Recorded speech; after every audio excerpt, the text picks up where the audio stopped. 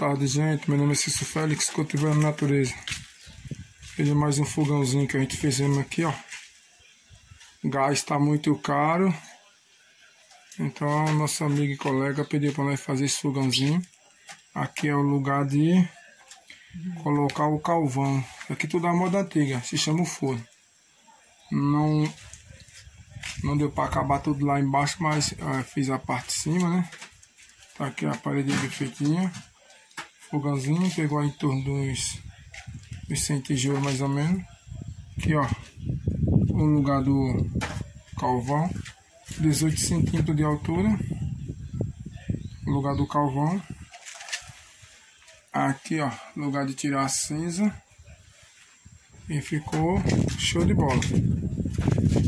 Ó, fogãozinho de carvão com forno de pôr os carvão. Quem gostou, deixa o teu like, teu joinha, inscreve no canal, curte, compartilha. Deixa o teu comentário abençoado. E até o próximo vídeo, se Deus quiser.